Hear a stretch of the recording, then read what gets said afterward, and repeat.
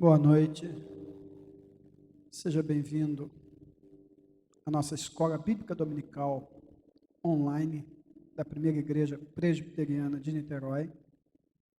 Talvez você esteja estranhando a ausência do reverendo Sérgio aqui nesta noite. O reverendo Sérgio estará 2 domingos ausentes por estar de férias, que ele aproveitará para um pequeno descanso e para o uso dos trabalhos do seu doutorado.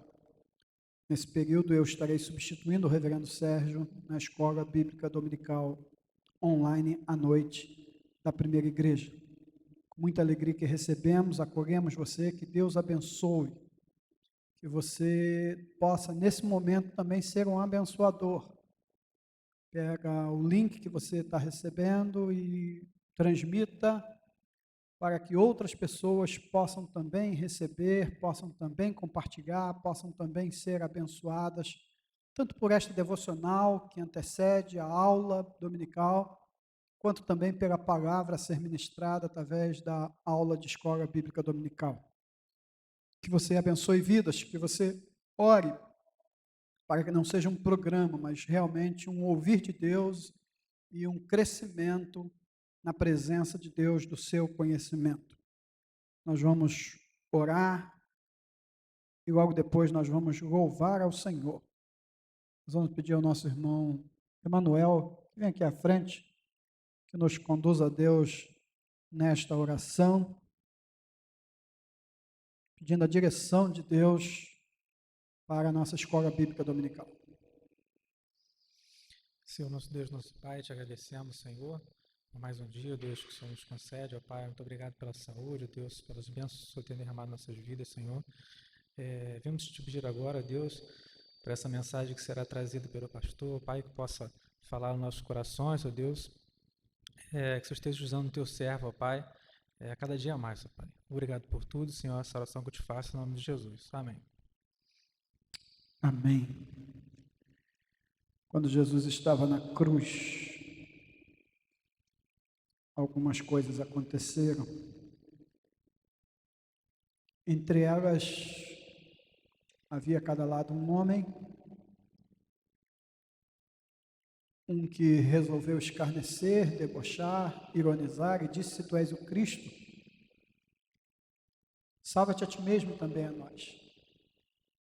Do outro lado, havia um outro que, ao invés de ironizar, de soltar para fora talvez a sua decepção com a vida, decidiu adorar, implorar e crer.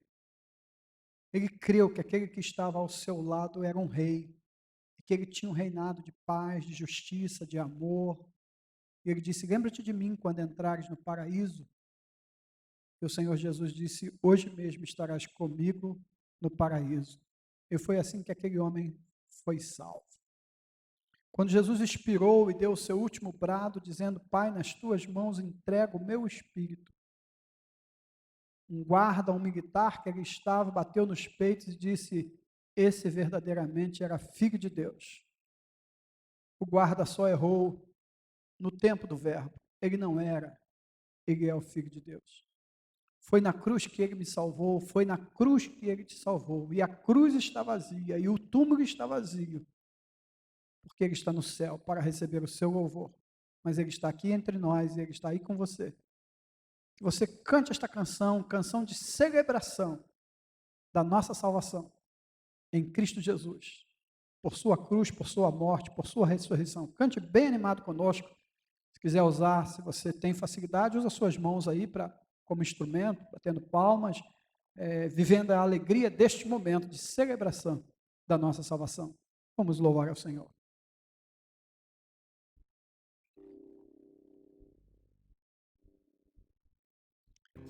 Olhe para a cruz de Cristo.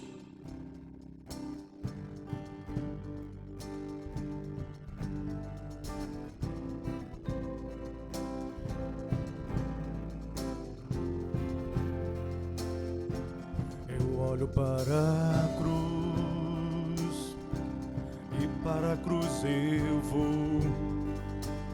Se eu sofrer participar, sua obra eu vou cantar. Meu Salvador na cruz mostrou o amor do Pai, o justo Deus.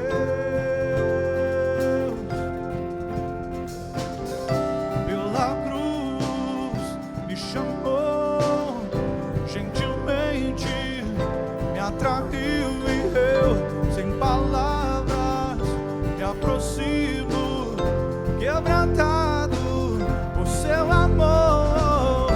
Pela cruz me chamou, gentilmente me atraiu e eu, sem palavras, me aproximo, quebrantado por seu amor.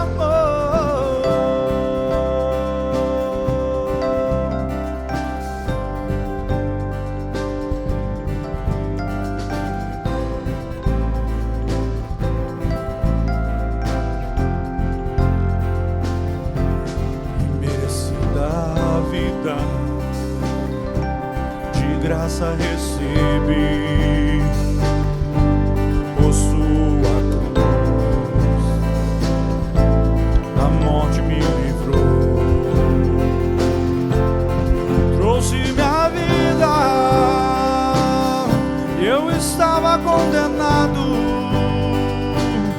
mas agora pela cruz eu fui reconciliado.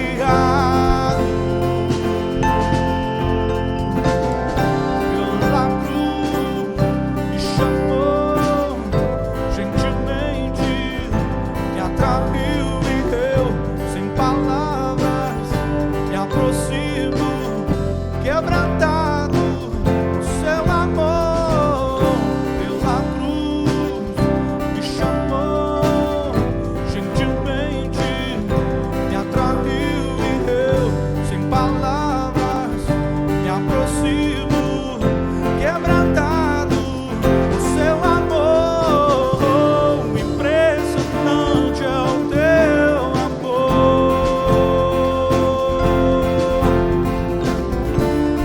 me redimiu e me mostrou o quanto é fiel. Impressionante é o seu amor,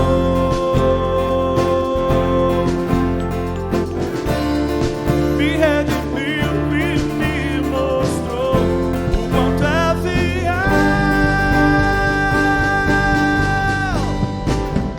Pela cruz me chamou, gentilmente me atraiu e eu, sem palavras, me aproximo, quebrantado por seu amor. Pela cruz me chamou, gentilmente me atraiu e eu, sem palavras, me aproximo, quebrantado por seu amor.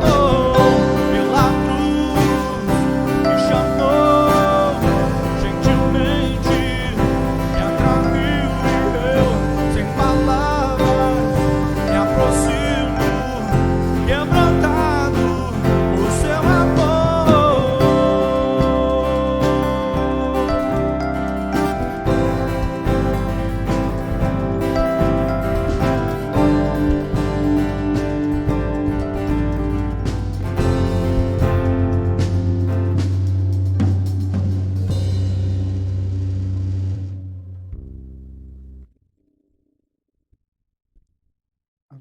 Romanos 3:23 diz: porque Deus prova o seu amor para conosco, pelo fato de ter Cristo morrido por nós, sendo nós ainda pecadores.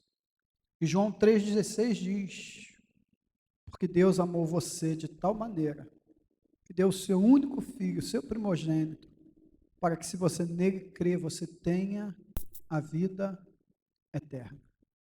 Ele diz: eu não vim julgar o mundo, mas eu vim para salvar o mundo. O mundo já está julgado, já está condenado, mas eu vim para salvar, redimir. Foi na cruz que Ele me conquistou. Quem poderia me amar assim? Quem pode me amar assim? O seu amor me fascina. O seu amor mexe com o meu coração.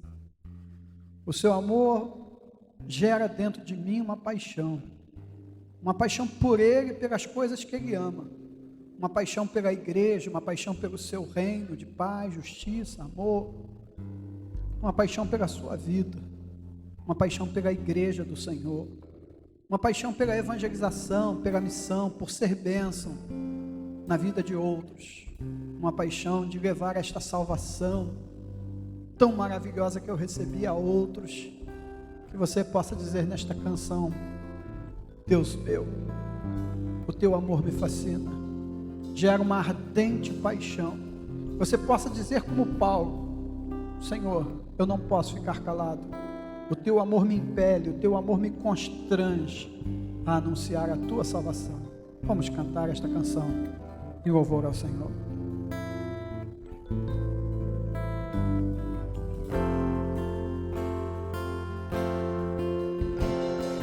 O teu amor me fascina, mexe com meu coração,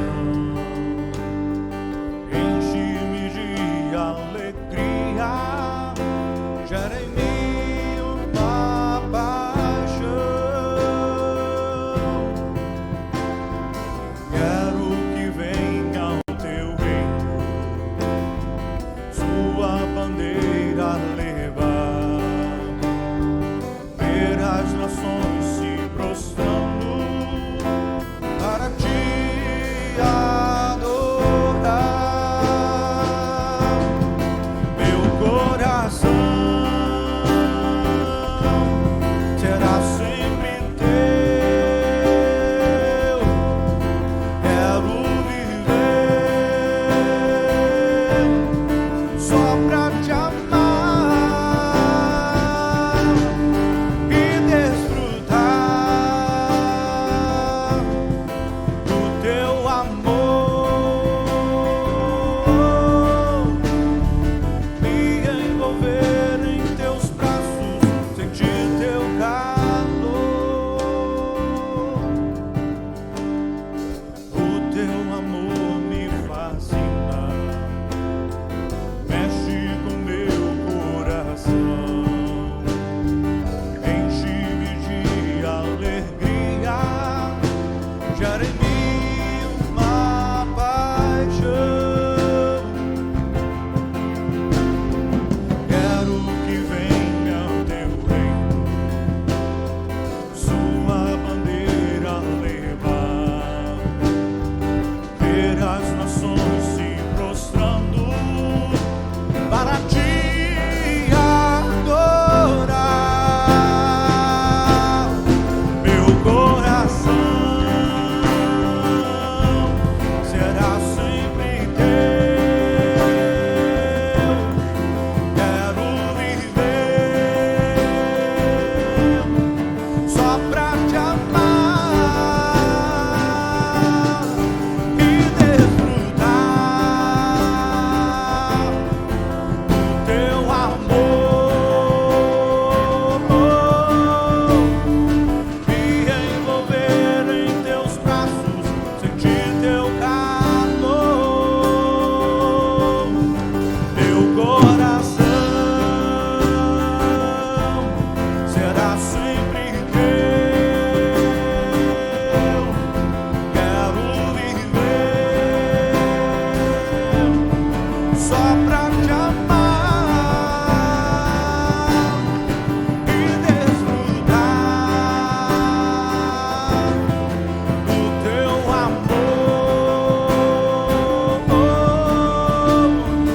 me envolver em teus braços, sentir teu calor,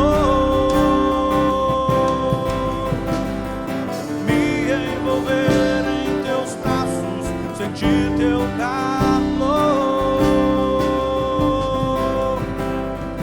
me envolver em teus braços, sentir teu calor.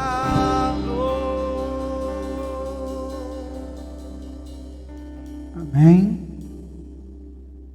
Você ama a Deus? Salmo de número 42 diz: a minha alma tem sede de Deus. Como suspira a corça pelas correntes das águas, assim por ti, ó Deus, suspira a minha alma. A minha alma tem sede de Deus, do Deus vivo. Quando irei e me verei perante a face de Deus?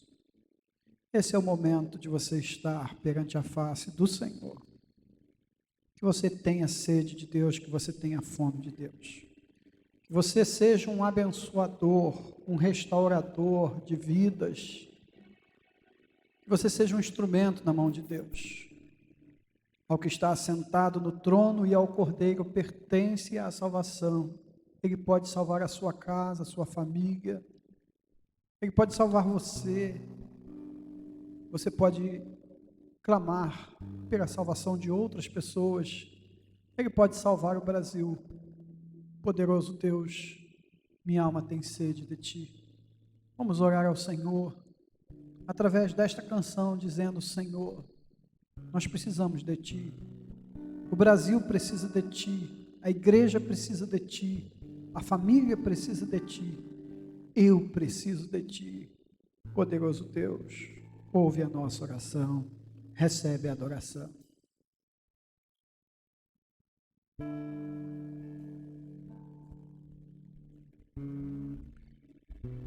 Próximo. Ao que está sentado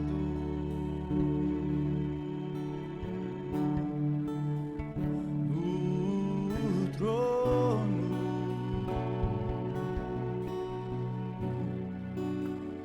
e ao Cordeiro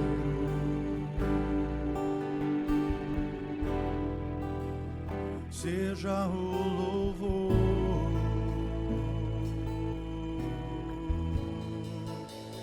seja a honra,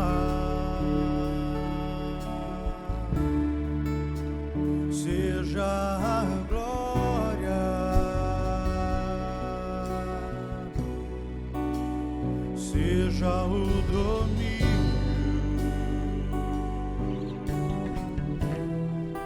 pelos séculos dos séculos.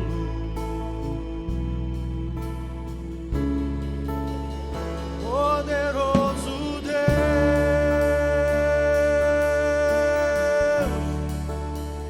poderoso Deus,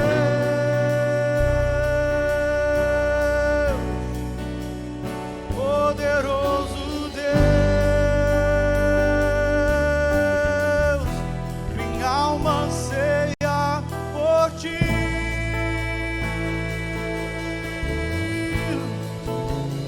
Poderoso Deus,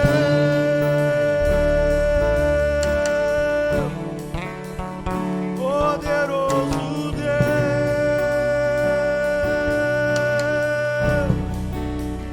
poderoso Deus, minha alma anseia por ti.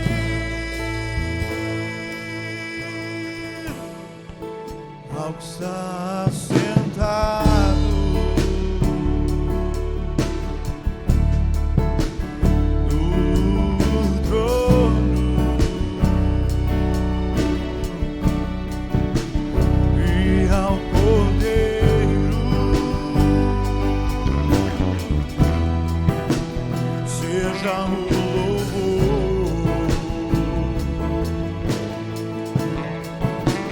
seja a honra,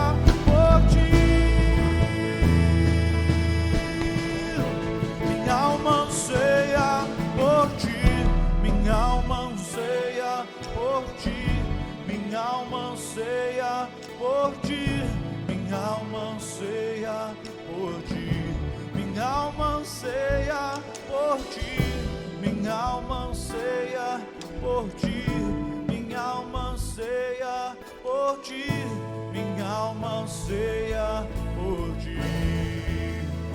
Poderoso Deus,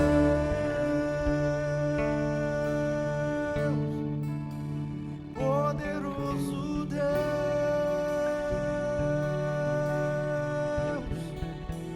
poderoso Deus, minha alma anseia por ti.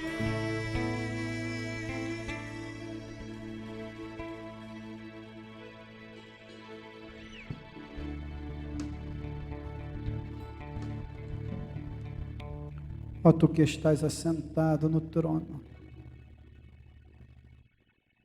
ó tu que és rei eterno, invisível, imortal, mas que se fez carne, habitou entre nós, que morreu por nós, que ressuscitou e que agora está entre nós. Recebe a adoração do teu povo, espalhado pela face da terra, que nesta hora se curva e diz: nós te adoramos, nós te amamos, nós precisamos de ti. Fala conosco pela tua palavra, nós precisamos ouvir a tua voz nos direciona, a tua voz nos exorta, a tua voz nos consola, a tua voz nos mostra o caminho, a tua voz diz quem tu és. Precisamos ouvir a tua voz, a nossa alma tem sede de ti. Poderoso Deus, abençoa o estudo da tua palavra, ilumina o teu servo e orienta-me, para que eu possa, ó Deus, apesar das limitações, ser um instrumento nas tuas mãos a abençoar aquele que nos ouvem nesta hora. Que mais do que uma aula, que nós possamos estar aprendendo aos teus pés. Como é bom estar assentado aos teus pés, como é bom aprender de ti, como é bom estudar a tua palavra, como é bom conhecer mais de ti, como é bom ser desafiado por ti, como é bom reencontrar os propósitos da nossa vida, da nossa existência em ti e na tua palavra. Abençoa o reverendo Sérgio, que não pôde estar hoje presente, que ele possa ter um bom descanso, que ele possa dar, ó Deus, procedimento e prosseguimento também aos seus trabalhos, do seu doutorado, que ele possa ter momentos abençoadores com sua família, e que ele possa voltar renovado e restaurado em suas forças. Abençoa as suas férias, abençoa a sua casa, a sua família, mas abençoa toda a casa e todo o lar que nesta hora se assenta aos teus pés, Jesus, para aprender de ti. Fala conosco, pela tua palavra, pelo teu Espírito, em nome de Jesus. Amém. Amém. Livro de Neemias, capítulo 1, capítulo 2. Obrigado, irmãos.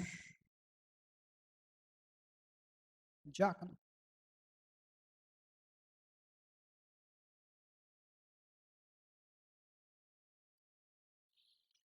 Livro de Neemias, capítulo 1. Nós estamos estudando o livro de Neemias. Iniciamos domingo passado. Conversamos no culto desta manhã.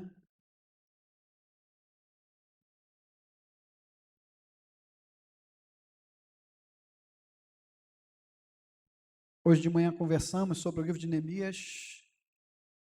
Temos o desafio de tentar concluir esse estudo no próximo domingo, nas duas aulas que temos, no culto e na aula de escola dominical. Então, convido você a ler em casa, se ainda não leu, e a estudar esse livro, que é um manual de liderança, que é um livro que nos orienta tanto para a nossa vida pessoal, quanto familiar, quanto eclesiástica, quanto até profissional. Que você possa se enriquecer, que você possa aprender e que você possa viver as coisas ensinadas através deste livro, através da vida deste servo de Deus. Vamos ler juntos? Livro de Neemias, capítulo 1, as palavras de Neemias, filho de Acalias, no mês de Quisleu, no 20º ano, estando eu na cidadela de Suzã. Veio Anania, um dos meus irmãos, com alguns de Judá, então lhes perguntei pelos judeus que escaparam e que não foram levados para o exílio acerca de Jerusalém. Disseram-me, os restantes que não foram levados para o exílio se acham na província, estão em grande miséria, desprezo, e os muros de Jerusalém estão derribados, suas portas queimadas. Verso 4. Tendo eu ouvido estas palavras, assentei-me, chorei, lamentei por alguns dias, estive jejuando e orando perante o Deus dos céus. Verso 11. Senhor, estejam, pois, atentos os teus ouvidos à oração do teu servo e a dos teus servos, que se agradam em temer o teu nome. Concede que seja bem sucedido hoje o teu servo. Dai-lhe mercê perante este homem. Neste tempo eu era copeiro do rei. Capítulo 2. No mês de Nisano, ano 20º, do rei Artaxerxes, uma vez posto o vinho diante dele, eu o tomei para oferecer e o dei. Ora, eu nunca estivera triste diante dele. O rei me disse, por que está triste o teu rosto, se não estás doente? Tem que ser tristeza de coração. Então temi sobremaneira. E lhe respondi, viva o rei para sempre. Como não estaria triste o rosto, se a cidade onde estão os sepulcros dos meus pais está assolada, as portas consumidas pelo fogo? Disse o rei, o que me pedes agora? Então orei ao Deus dos céus. E disse ao rei, se é do agrado do rei e do teu servo achar mercê na tua presença, peço que me envies ajudar a cidade dos sepulcros dos meus pais, para que eu a reedifique. Então o rei, estando a rainha sentado junto dele, me disse, quanto durará a tua ausência? Quando voltarás? Aprove ao rei enviar-me, eu marquei certo prazo. E ainda disse ao rei, se te parece bem, dê-me cartas para os governadores da além do Eufrates, para que me permitam passar e entrar em Judá. Como também a carta para Asaf, da guarda das matas do rei, para que me dê madeira para as vigas, portas da cidade do templo, para os muros da cidade, para a casa que deveria alojar-me. O rei me deu, porque a boa mão de Deus era comigo. Então fui aos governadores da além do Eufrates e lhes entreguei as cartas do rei. E o rei tinha enviado comigo oficiais do exército e cavaleiros. Disto ficaram sabendo Sambalate, o Horonita, e Tobias, o servo amonita, e muito lhes desagradou que alguém viesse a procurar o bem dos filhos de Israel. Amém? Este livro, como já afirmamos, é muito buscado e estudado como um livro de liderança, um manual de liderança, talvez o mais completo manual de liderança escrito em todos os tempos. Ele tem sido usado pelas igrejas, ele tem sido usado nos cursos de lideranças, ele tem sido usado para a vida pessoal, devocional, ele tem sido usado até mesmo em empresas. Mas a abordagem que nós gostaríamos de fazer hoje, nesta aula, sobre o livro de Neemias, é uma abordagem sobre restauração, porque este livro também é um grande manual de restauração. Restauração da cidade, restauração da vida do povo, restauração dos que estavam voltando do exílio e, sobretudo, daqueles que tinham ficado lá e não tinham sido levados para o exílio. Restauração dos muros, restauração da ordem, restauração da lei que estava abandonada, restauração da palavra que não era mais lida, que não recebia o devido ato litúrgico de valorização da palavra, e ela é lida então. Restauração da alegria, porque era um povo que estava desprezado, e agora o livro vai concluir com celebração, dizendo a alegria do Senhor, a nossa força é. Portanto, nós gostaríamos de continuar na temática do tema de restauração. Hoje, pela manhã, nós falamos sobre é tempo de restauração, e eu convido você, se não viu, se não assistiu, que você busque assistir lá no YouTube, no nosso canal da Primeira Igreja, o culto matutino, o culto da manhã, e a mensagem, os ensinamentos ali deixados, já introduzindo o livro de Neemias. Mas para você que não pode assistir o culto, ou que não assistiu, é interessante entender o contexto histórico de Neemias. Neemias estava numa cidadela chamada Suzã, a cerca de 1.500 quilômetros de Judá, uma cidade distante. E provavelmente ele não nasceu em Judá, provavelmente ele já nasceu no exílio, porque o tempo em que eles retornam do exílio, já tinham se passado muitos anos, uma vez que a volta do exílio foram em 3 levas. Esse exílio ocorreu porque o povo se afastou de Deus, e Deus permitiu então, na derrota do reino da Assíria e no surgimento do reino da Babilônia, do império da Babilônia, que o povo de Deus fosse levado por Nabucodonosor para a Babilônia. E lá foi levado cativo e lá ficou. Uma vez cativo, havia uma certa liberdade e alguns se desenvolveram ali mesmo, no exílio. Mas veio então a queda do Império Babilônico e surgiu então o Império Persa, que já tinha uma forma diferente de agir e já usado por Deus ao ler a seu respeito o rei Artaxerxes, vendo a profecia de Jeremias a seu respeito, de que ele faria retornar, de que Deus num tempo próprio, passados os 70 anos, faria retornar o seu povo, ele decidiu então liberar o povo para que voltasse para a sua terra, para a sua pátria, e reconstruíssem e pudessem fazer, e houve até ajuda deles, para que eles pudessem ir para a sua terra e ali se reorganizarem, mas continuariam cativos da nação, continuariam cativos agora ao novo império. E aí tem uma leva de pessoas que vão com Esdras, tem uma leva de pessoas que vão primeiro com Zorobabel para reconstruir o templo, depois uma outra leva que vai com Esdras para restaurar a palavra, o ensino, a religião, e tem uma leva agora que vai com Neemias, que é enviado para a sua terra.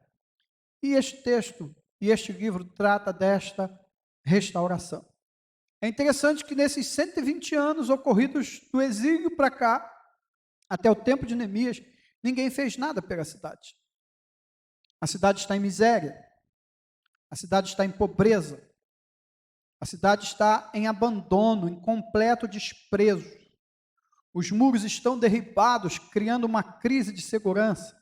As portas estão queimadas, as portas de entrada da cidade, onde os juízes julgavam as causas do povo. E com estas portas queimadas, então a justiça deixa de exercer o seu papel, os juízes não se fazem mais presentes, a justiça está perdida, falida. Parece um retrato de nossa nação, talvez o retrato de algumas igrejas, talvez o retrato de alguns lares, talvez o retrato da minha, da sua vida, quem sabe?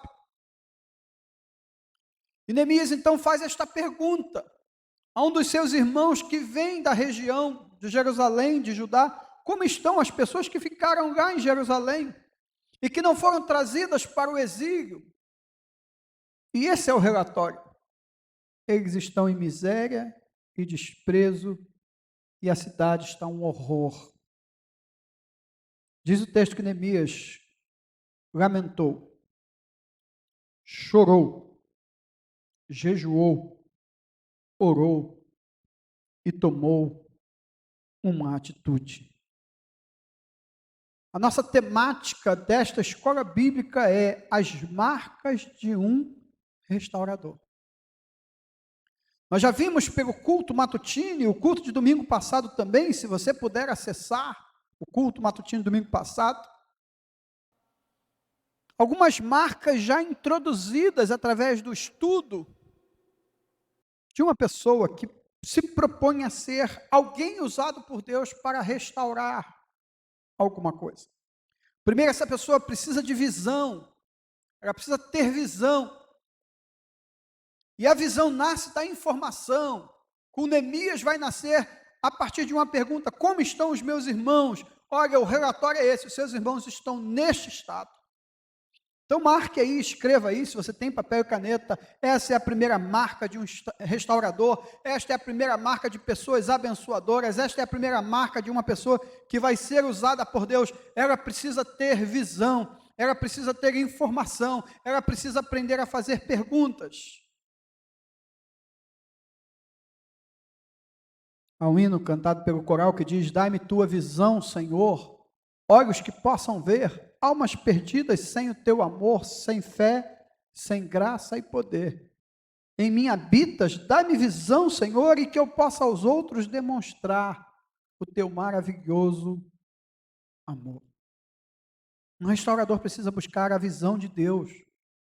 A visão de Deus para a sua vida, o que Deus quer de você, porque Deus te colocou em determinado lugar, porque Deus te colocou como morador em determinado lugar, porque que Deus te colocou para trabalhar em determinado lugar, e você precisa se perguntar: Senhor, o que tu queres da minha vida? Porque o Senhor colocou-me aqui, o que o Senhor pretende do meu presente, o que o Senhor pretende do meu futuro. Você precisa fazer perguntas a você mesmo: o que eu estou fazendo com a minha vida, o que eu estou fazendo com o meu chamado, com a minha vocação, com o meu talento, com as minhas habilidades, com o conhecimento que Deus me deu, o que eu estou fazendo com a minha família, na minha família, o que eu estou fazendo na minha sociedade, o que eu estou fazendo na minha cidade, no meu país, na minha vizinhança, na comunidade onde vivo. Em segundo lugar, Neemias vai nos ensinar que pessoas abençoadas por Deus, restauradores abençoados por Deus, são pessoas que têm empatia pela causa do próximo. São pessoas sensíveis. São pessoas que não ouvem um relatório de uma forma fria e diz: legal. Então quer dizer que o pessoal lá está nesse estado? Rapaz, e eu aqui, hein? Que maravilha, Deus me abençoou. Olha, eu sou copeiro do rei, eu provo a comida do rei, eu provo o bom vinho do rei, eu como dentro do palácio. Olha, não. Neemias está distante da cidade. Possivelmente Neemias nem conhecia o que estava na cidade. Mas Neemias se importa. A vida dos seus irmãos importa. A vida das pessoas importa. E ele diz: como eu posso não ficar triste, se a cidade onde estão os sepulcros dos meus pais está assolada, as portas consumidas pelo fogo, e o povo está em estado de miséria? Como é que você tem se sensibilizado? Quando a gente vem um pouco mais no interior para a cidade grande, ainda que Niterói não seja uma grande cidade a nível de tamanho, mas a gente toma um susto no início, com o que a gente vê nas ruas, com os moradores de ruas, com as pessoas, com a miséria, com as dificuldades, às vezes um pouco da violência. Com o tempo nós vamos acostumando, vendo aquilo. Antigamente nós nos assustávamos com corrupção, com roubo de milhares ou de milhões. Hoje se fala em bilhões, os nossos governantes roubam bilhões e bilhões, roubam da saúde, roubam do pobre, roubam do hospital, roubam da comida. Gente que se aproveita, não apenas governantes, atravessadores, empresários.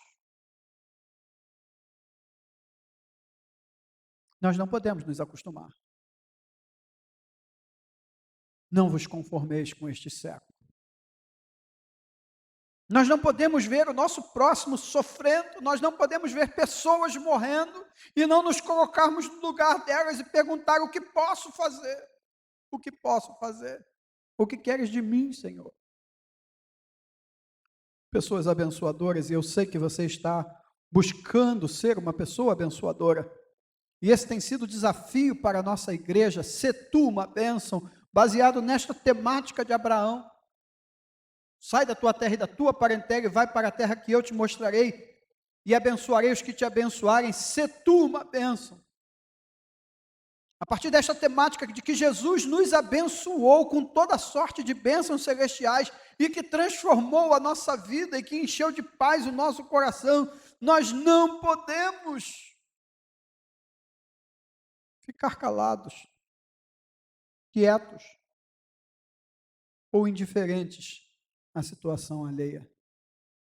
Assim como recentemente se levantou nos Estados Unidos um movimento Vidas Negras Importam, também precisamos levantar outras causas dizendo esta causa importa. E eu não sei qual vai ser a causa que o Espírito Santo vai colocar no seu coração. De Neemias foi o seu povo, foi as pessoas que tinham ficado lá abandonadas, desprezadas na cidade de Jerusalém. Ele começa a se importar a partir da notícia. Eu não sei quais são as notícias que você está recebendo, mas alguma das notícias que você está recebendo ou vai receber precisam te fazer se apaixonar por alguma causa. Você não está num parque de diversão. Você não veio aqui para simplesmente desfrutar de uma vida deleitosa. A vida deleitosa é no céu. Você pode usufruir, claro, e se deleitar com as coisas boas desta vida, mas não foi para isso que Deus te criou. Ele tem uma missão para você, e você precisa descobrir qual é a missão da sua vida, qual é a razão da sua existência, por que Deus ainda te permite estar vivo se Ele já poderia ter te levado para o céu. E para isso você precisa, como restaurador, ter visão, ter empatia, ser sensível, se apaixonar por uma causa, que não seja aquela que seja o seu egoísmo, que não seja aquela que vai te trazer lucro financeiro, mas que você vai ser um abençoador. Em terceiro lugar, nós vimos que um restaurador precisa ser um homem ou uma mulher, ou uma pessoa, uma criança, um jovem, um adolescente, um ancião, gente quebrantada, gente de oração, gente de jejum, gente de palavra, gente que lê as escrituras, mas que não lê simplesmente para ter informação, que não lê simplesmente para ser um mero conhecedor, que não lê apenas para acrescentar conhecimento, mas gente que lê com vontade de ouvir a voz de Deus, gente que consulta a palavra para tomar decisões, gente que ora. Quando Neemias ouviu a situação do seu povo, Neemias assentou, chorou, jejuou perante o Deus dos céus. 4 meses em oração, 4 meses buscando o jejum, buscando a palavra, 4 meses, quem sabe, elaborando um planejamento, um plano, uma organização, para que ele pudesse fazer alguma coisa pelaquela causa que o apaixonou. 4 meses se quebrantando diante de Deus, dizendo: Senhor, nós pecamos contra Ti, eu e a casa de meu pai pecamos contra Ti, nós abandonamos os Teus caminhos, eu Te faço confissão dos meus pecados, eu faço confissão pela minha nação, pelo povo de Israel, porque temos pecado contra Ti, temos procedido corruptamente, não temos guardado os Teus mandamentos, nem os Teus juízos. Lembra-te da palavra que ordenaste, Senhor. O Senhor disse que mesmo que nós estivéssemos espalhados, porque transgredimos, que se nós nos convertêssemos, que se nós Te buscássemos, o Senhor perdoaria. Estejam, pois, atentos os Teus ouvidos para a nossa oração. Nós ainda somos os Teus servos. Nós somos o Teu povo, diz o verso 10 do capítulo 1, que Tu resgataste com grande poder. Ele mostra a sua confiança nas promessas de Deus, na sua oração. Nós cremos em Ti, Senhor, nós cremos nas Tuas promessas. Tem tantas promessas lindas a nosso respeito. O Senhor pode abençoar a nossa casa, a nossa nação, a nossa família, se tão somente nós nos humilharmos diante de Ti e nos convertermos dos nossos maus caminhos e voltarmos a obedecer a Tua palavra. Pessoas restauradoras, pessoas que abençoam, são pessoas quebrantadas. Mas o capítulo 2 vai nos mostrar algumas outras marcas. Não basta você se quebrantar, orar, jejuar. Oração sem ação não tem razão de ser. A oração precede a ação, mas a oração precisa resultar na ação. A própria palavra já diz: ora, ação, oração. Oração sem ação não é nada. Mas ação sem oração é presunção. É achar que você pode fazer alguma coisa, é achar que você é alguma coisa, que está em você a capacidade de transformar algo que você não pode transformar. Então não seja presunçoso de achar que pode fazer alguma coisa sem oração. Mas depois de orar, não fique parado sem fazer algo, porque senão a sua oração não é nada. É esse o desafio de Tiago. Quando diz, mostra-me a tua fé através das tuas obras. Mostra-me que você está fazendo alguma coisa que manifeste a fé que você tem. Neemias, depois de orar, ele pediu no verso 11 do capítulo 1, Senhor, ouve a oração do teu servo. E ele já tinha convocado um grupo para orar por ele, como fez a rainha Esther e Mordecai, que também fizeram uma reunião de oração, pediu às servas para orar, e então compareceu perante o rei. Neemias orou e disse, dá-me mercê perante o rei. Nesse tempo eu era copeiro do rei. E aí no ano 20º do rei Artaxerxes, quando ele pôs o vinho diante dele e o tomou para oferecer, porque ele tinha que tomar para provar primeiro, não só para verificar a qualidade, mas também por questão de segurança. No tempo dos grandes impérios, em que nações, cidades eram tomadas pela força, a melhor maneira, o método mais usado para destruir alguém era o veneno. Então a missão de Neemias, a formação, a ação, a profissão de Neemias, sobretudo era de grandes riscos. A ele cabia primeiro provar o vinho do rei, porque se estivesse envenenado, o rei permaneceria vivo. Era proteger a vida do rei. Ele prova o vinho, coloca diante do rei, mas ele está triste.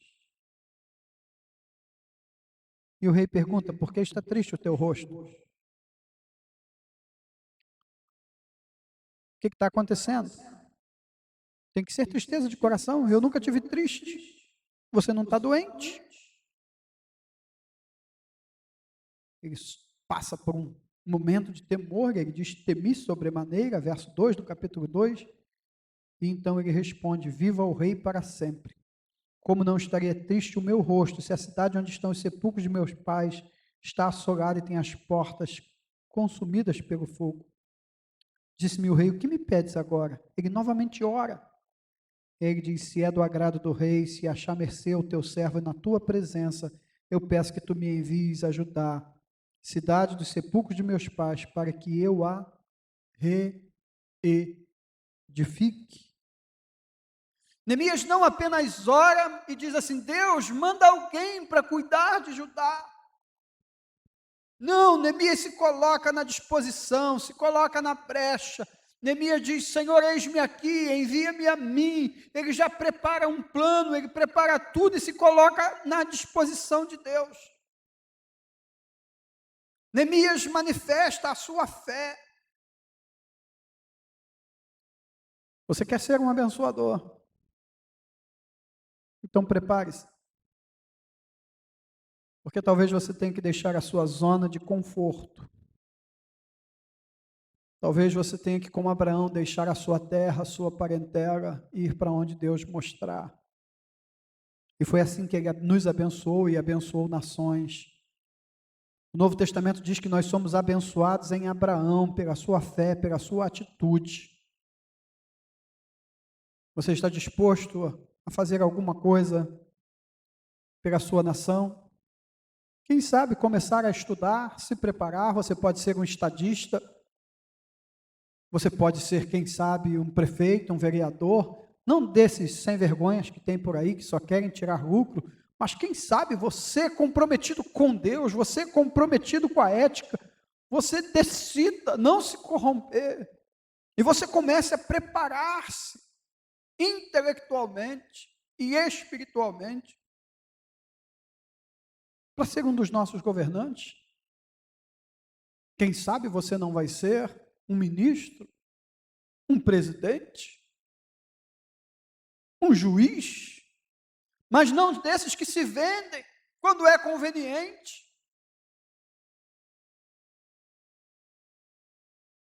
Nós temos hoje 2 ministros presbiterianos no governo, ministros em cargos importantes, ministro da Justiça, ministro da Educação. Que responsabilidade! Pode ser que eles não prevaleçam por muito tempo. Pode ser que eles sejam lançados fora. Mas na oportunidade em que lhes foi dado de contribuir com a nação, eles não fugiram às suas obrigações, eles atenderam o chamado. Não o chamado de um homem necessariamente, não o chamado de um presidente, mas sobretudo um chamado de Deus, que temos a responsabilidade de contribuir com nossa nação. E nós, como igreja, temos a responsabilidade de sustentar esses ministros de Deus, servos de Deus em oração, porque são gente séria, e a nossa igreja ainda é considerada séria, porque entre tantas denominações, 2 homens que são escolhidos são presbiterianos. Penso que não há dúvidas de que é pela seriedade com que a igreja trata os seus ministros. Eles sabem que a igreja está com eles, por eles e de olho neles. Eles conhecem a igreja e sabem que a igreja é uma igreja que necessariamente disciplina. Por isso eles precisam de graça e misericórdia vinda do trono de Deus. Onde estão os Josés do Egito? Que vão governar o Egito numa terra estrangeira, ao bem do povo, e assim salvar não apenas o Egito, mas a própria nação, o seu próprio povo. Quando seus pais e seus irmãos vêm para o Egito formar a nação de Israel? Onde estão os Daniéis da vida? Para exercer o governo, como fez Daniel e seus amigos, para abençoar o povo, para exercer o chamado de contribuição. Ore, coloque-se à disposição, saia da zona de conforto, comece a se preparar. Talvez Deus não vá te usar no governo, nem como ministro, nem como vereador, nem como... Talvez você vai ser uma pessoa que vai fazer a diferença na sua comunidade. Lá onde ninguém entra, lá onde ninguém quer ir, mas Deus plantou você lá e você é conhecido como luz, como o cara que faz a diferença, que não se corrompe, que não se vende, mas que não deixa de amar e lutar por aquele povo. Deus não concentra todos os seus filhos em um lugar apenas, Ele os espalha para que eles possam abençoar todas as classes, todos os lugares, mas só pessoas com a consciência de que são restauradores de Deus, que são abençoadores, que são instrumentos de Deus. Então, escreva aí que uma das marcas do restaurador não é apenas a visão, não apenas a empatia, se sentir sensível pela causa do próximo, não basta apenas ser quebrantado. Eu sou um homem de oração, você é um homem de oração, mas não faz nada. Eu sou uma pessoa de oração, mas não faz nada. Não, se disponha. Senhor, eu estou à tua disposição. O rei pergunta: o que queres? Eu quero fazer essa obra de restauração.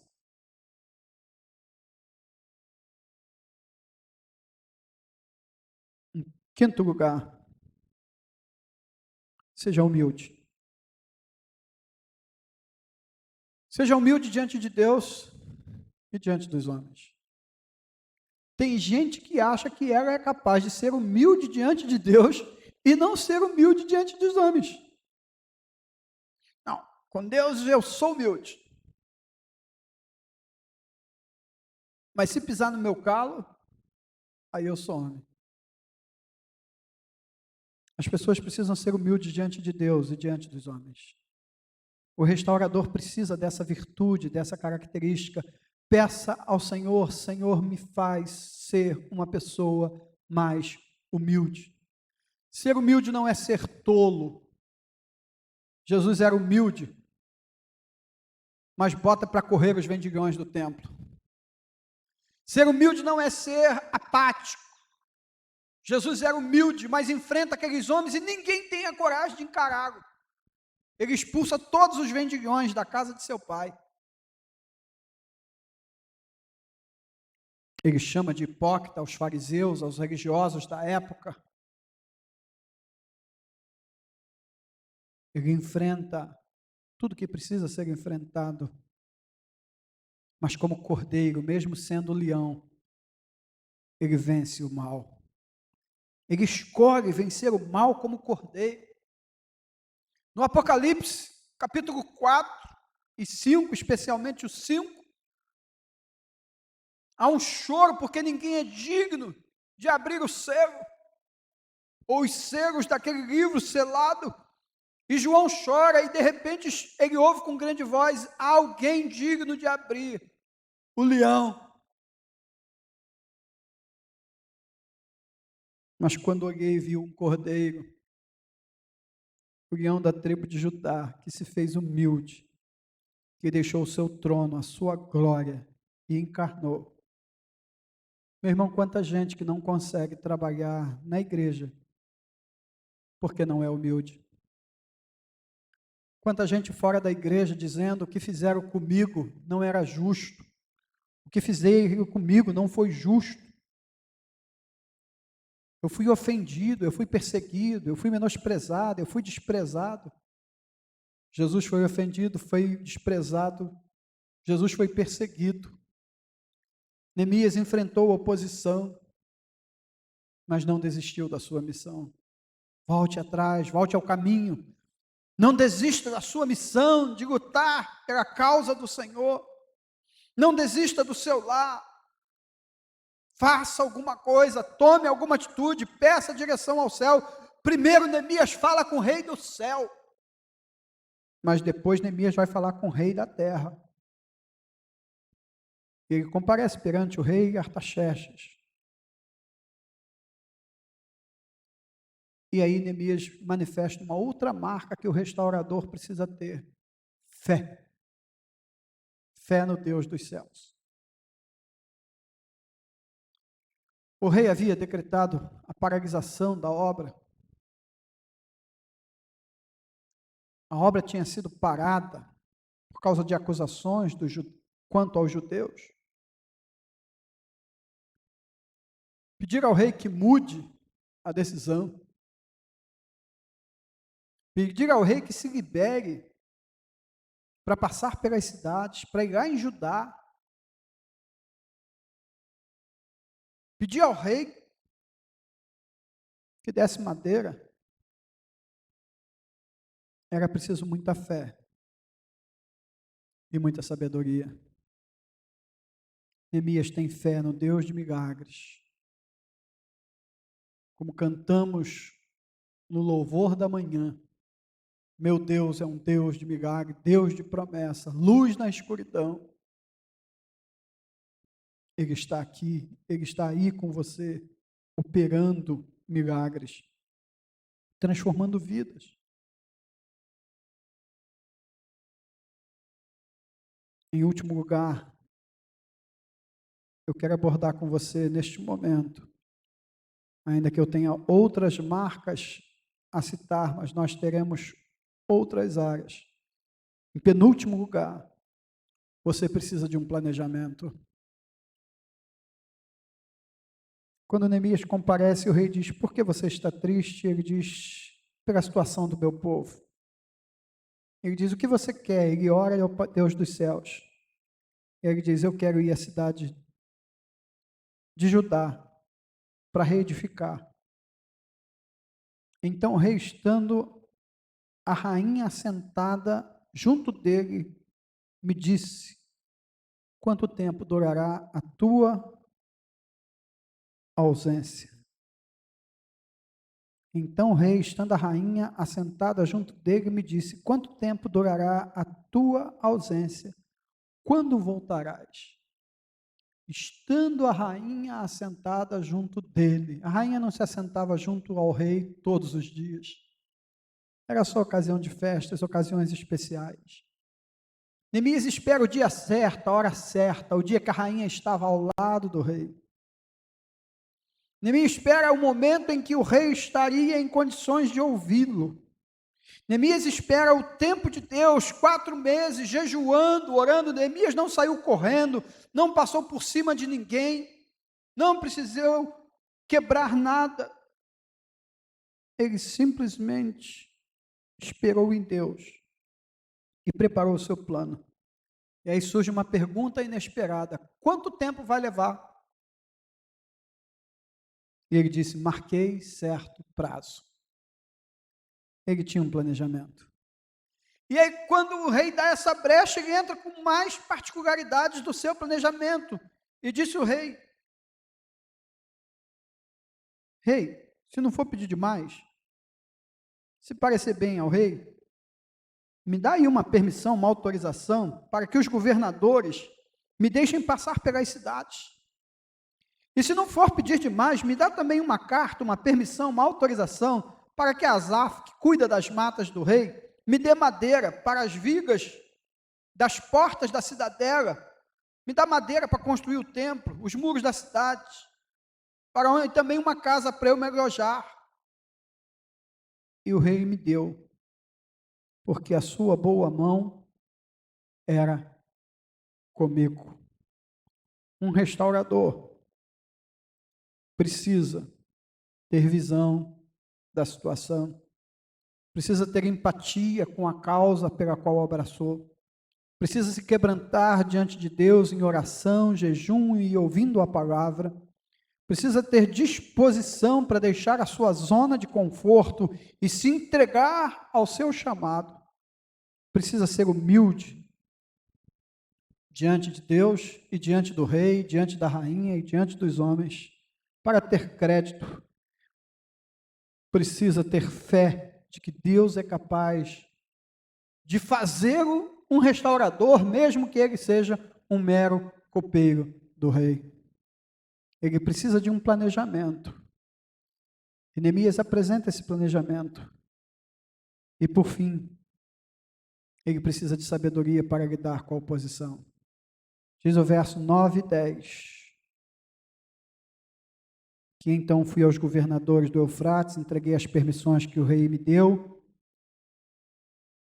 me enviando oficiais do exército e cavaleiros, mas o verso diz que Sambalate, o horonita, e Tobias, o servo amonita, muito lhes desagradou que alguém viesse procurar o bem dos filhos de Israel.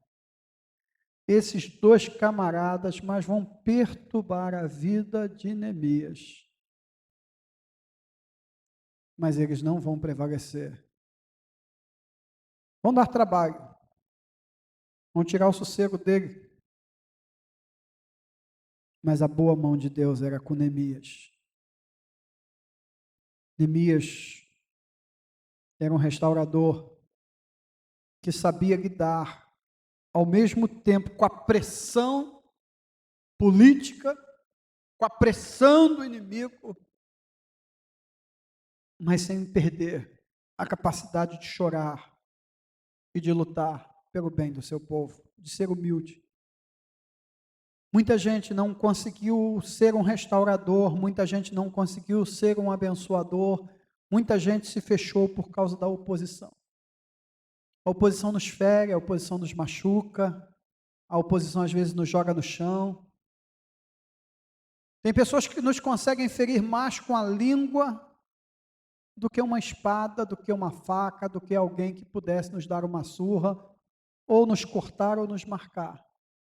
Com a língua, com a atitude, para conosco, muitas vezes, nos machucam de tal forma que a gente desiste dos nossos planos, da nossa luta, da nossa vocação, do nosso chamado. Mas nesta noite, o Senhor está dizendo: eu quero fazer de você um restaurador de vidas. Eu quero usar você para mudar situações. Por isso eu trouxe a você o livro de Neemias, para que você veja como Neemias agiu e você possa agir. Busque em mim sabedoria e eu vou dar a mesma sabedoria dada a Neemias. Meu querido, minha querida, eu sei que você não tem dúvida que o nosso país está precisando de restauradores. Mas e se Deus perguntar, e você, o que está fazendo? E você, o que vai fazer? Então, em primeiro lugar, não faça nada sem oração. Segundo, não faça nada sem diagnosticar. Mas talvez a sua preocupação, o mandamento de Deus para você, seja na sua família, seja na sua casa. Certa vez Deus disse a Ezequias, põe em ordem a tua casa. Paulo disse ao jovem Timóteo, cuida de ti mesmo e da doutrina. Talvez você precise cuidar do seu interior. Qual é a área que está precisando de restauração na sua vida? Qual é a área que está precisando de restauração nas pessoas que vivem à sua volta? O que pessoas estão precisando de restauração? Qual é a área que está precisando de restauração na sua igreja? Olhe para o país, olhe grande. Qual é a área que está precisando de restauração? É a área missionária, é a área indígena, é a área onde estão os povos distantes, é fora do país. Mas antes de você ir lá derrubar o gigante, mate o urso que está perto de você, o leão que está perto de você, lute com eles. No poder de Deus, prove e experimente que o poder de Deus é com você, que Deus é contigo. Comece as pequenas batalhas que estão dentro de você, vença as batalhas que estão dentro de você, depois vençam as batalhas que estão à sua volta, e depois você estará preparado para as grandes batalhas. Comece com você, comece na sua família, fazendo algo por sua família, comece fazendo algo por sua igreja, pare de ser apenas um crítico, pare de ser apenas alguém que aponta defeitos e se torne parte da solução e não parte do problema. No problema já tem muita gente envolvida, está precisando de gente para dar solução. Faça alguma coisa pela sua nação. Faça alguma coisa pelos seus vizinhos, pelos seus amigos. Procure o seu pastor, pergunte, pastor, em que eu posso ser útil, de que maneira eu posso ajudar? Procure seu líder, procure alguém do ministério, faça alguma coisa. Mas eu quero lembrar a você que o maior restaurador de todos foi Jesus. Quando perguntaram estude pelo seu sacrifício, pelo seu envolvimento missionário. Valeu a pena o sacrifício que você fez por essa obra? Ele disse, qual sacrifício? Se Jesus é Deus e deixou a sua glória, se encarnou, se humilhou e morreu por mim e me salvou e me transformou. Se Ele é o meu rei que fez tudo isso por mim e ainda insiste em mim, tudo que eu fizer por Ele não será um sacrifício, será um prazer. Não importa se eu adoeci fazendo isso, não importa se eu fui ferido fazendo isso, não importa se eu fui machucado fazendo isso. O Jesus que me salvou é o meu restaurador. E Ele me restaura a cada dia das minhas dores, dos meus traumas, dos meus problemas, para que eu continue abençoando e restaurando outros. Nesta noite eu te convido a fechar os seus olhos, a curvar a sua cabeça e a dizer, Senhor, eu quero ser um restaurador. Por isso eu preciso que o Senhor restaure a minha vida, a minha casa, a minha família, a minha igreja, porque eu quero ser o teu instrumento. Se o Sérgio estivesse aqui, a gente ia cantar, quero ser um vaso de bênção, sim, um vaso de bênção sem par. Mas, na ausência do Sérgio, nós vamos cantar com o Vinícius. Vem o Senhor minha vida oferecer. O mundo precisa de restauradores, o Brasil precisa de restauradores, a minha igreja precisa de restauradores, a sua casa precisa de restauradores, a vizinhança precisa de restauradores. Deus está falando com você. Eu quero fazer de você um restaurador de vidas. Eu quero fazer de você um abençoador. Quando Isaías ouviu e viu a glória de Deus, e depois viu Deus perdoando o seu pecado, transformando sua vida, Ele ouviu a voz de Deus perguntando: a quem enviarei? Quem há de ir por nós? E ele disse: eis-me aqui, Senhor. Envia-me a mim. Vem o Senhor minha vida a oferecer, como oferta de amor e sacrifício. Diga: Senhor, eu estou oferecendo a minha vida. O apóstolo Paulo diz: rogo-vos, pois, irmãos, eu peço-vos, pois, irmãos, em nome de Jesus, que apresenteis o vosso corpo, vossa mente, vosso talento, vossa habilidade, vossa capacidade, aquilo que Deus te deu, em um sacrifício vivo, em um culto, em uma oferta viva, santa e agradável a Deus. Isto é culto racional, isso é culto inteligente. Não é apenas ficarmos orando, glorificando, pulando, chorando. É preciso ir, é preciso nos entregar, é preciso nos oferecer no altar. É preciso dizer: vem o Senhor minha vida oferecer. Também aproveitaremos esse momento para consagrar ao Senhor os nossos dízimos, as nossas ofertas.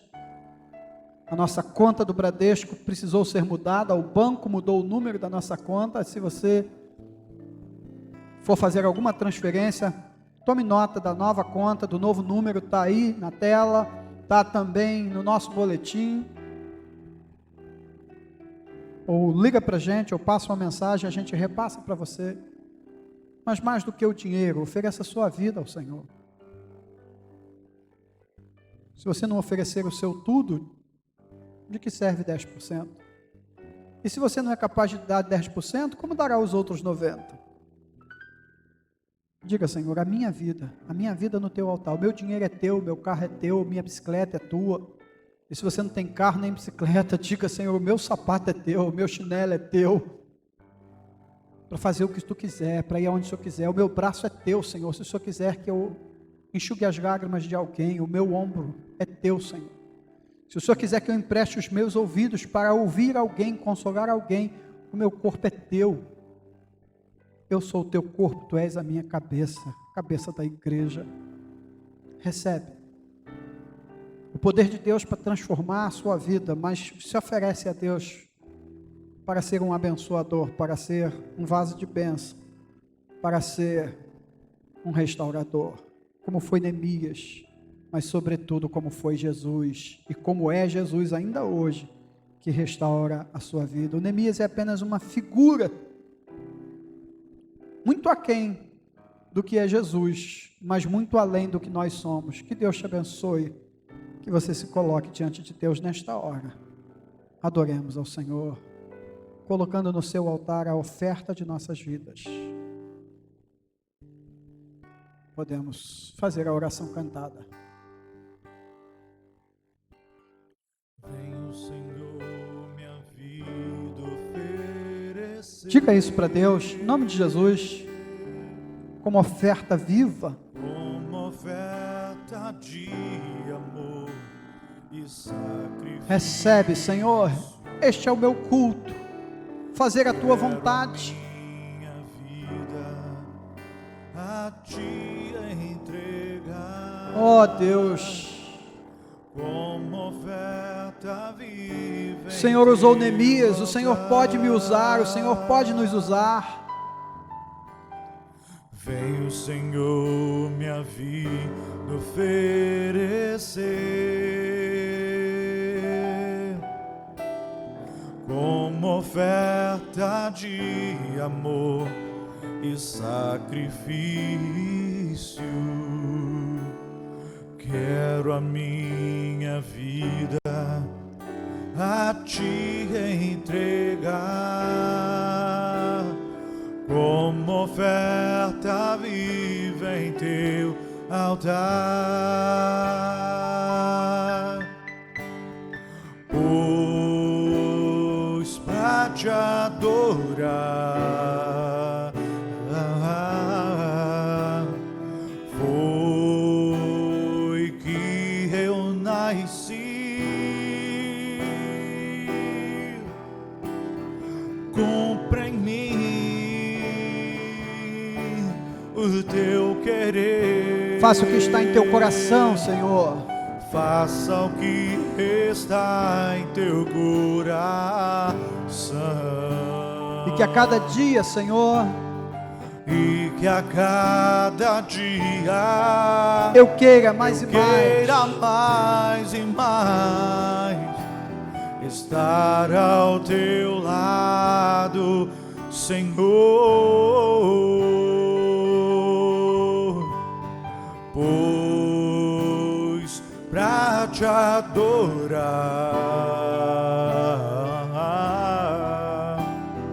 foi que eu nasci. Cumpre em mim o teu querer, faça o que está em teu coração, e que a cada dia eu queira mais e mais estar ao teu lado, Senhor, e que a cada dia eu queira mais e mais estar ao teu lado, estar ao teu lado, estar ao teu lado, Senhor.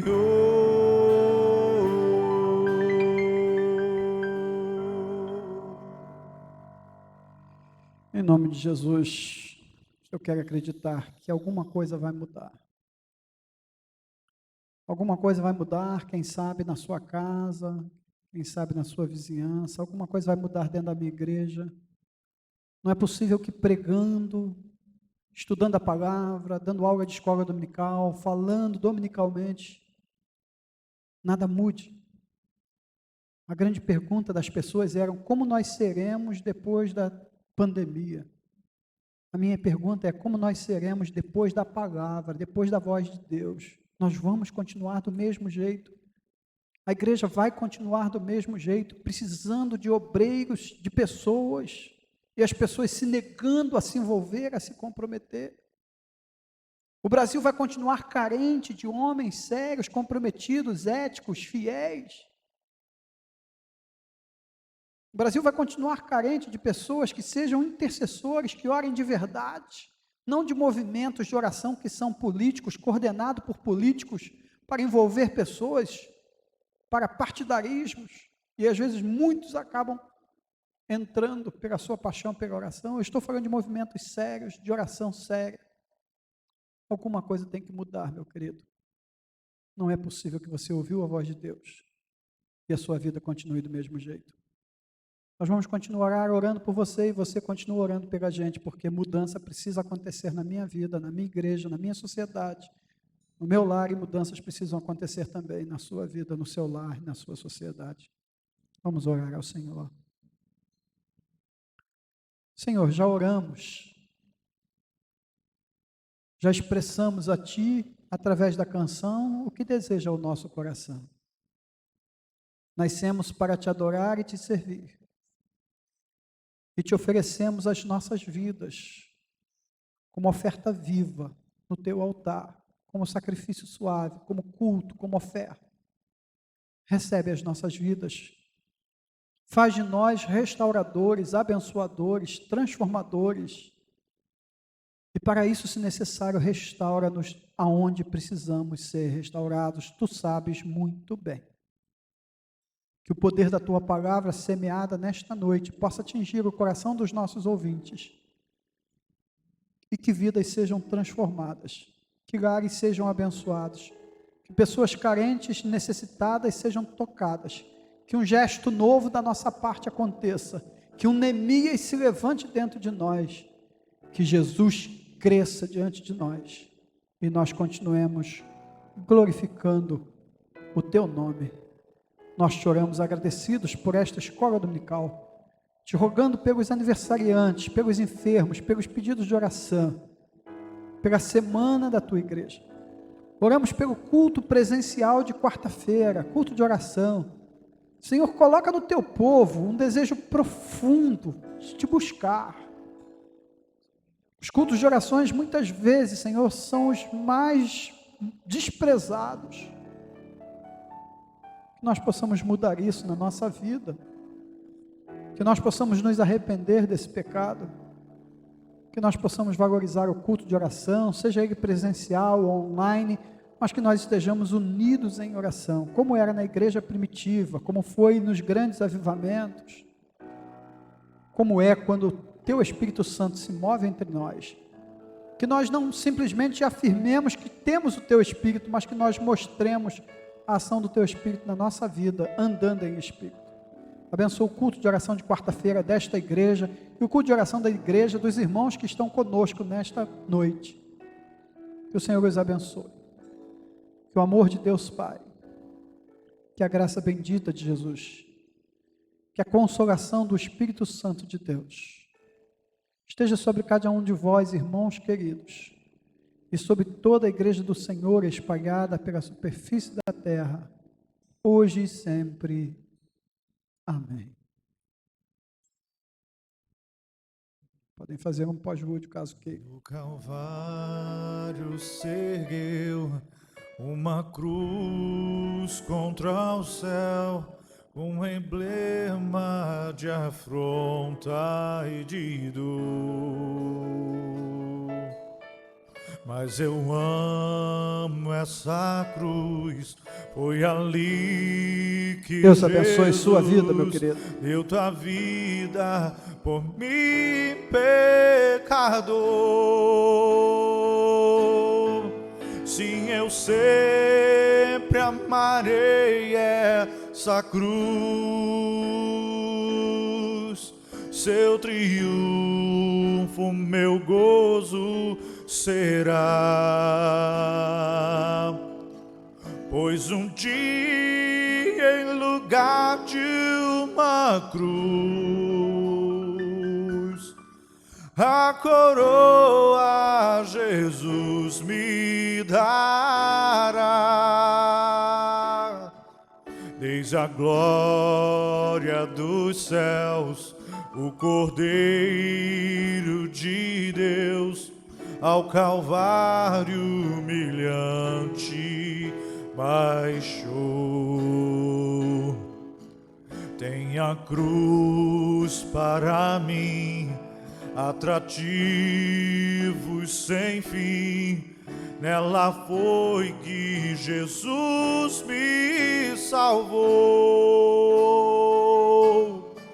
Sim, eu sempre amarei essa cruz,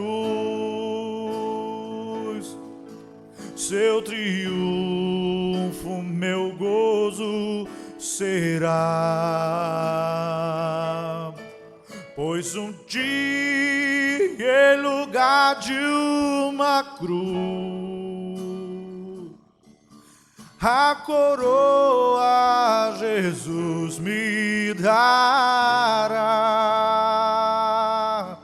Lá na cruz padeceu, desprezado morreu, meu Jesus para me dar o perdão.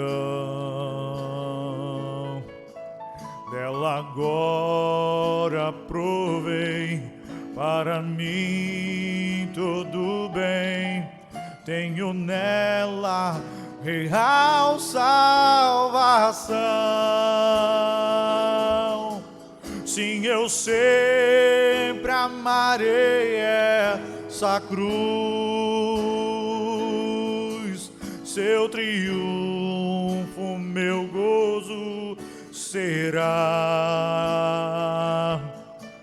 Pois um dia, em lugar de uma cruz, a coroa Jesus me dará. Eu aqui com Jesus, a vergonha da cruz, quero sempre levar e sofrer. Quando Cristo voltar, para que me busca, sua glória eu irei receber. Sim, eu sempre amarei essa cruz, seu triunfo, meu gozo será. Pois um dia, em lugar de uma cruz, a coroa Jesus me dá.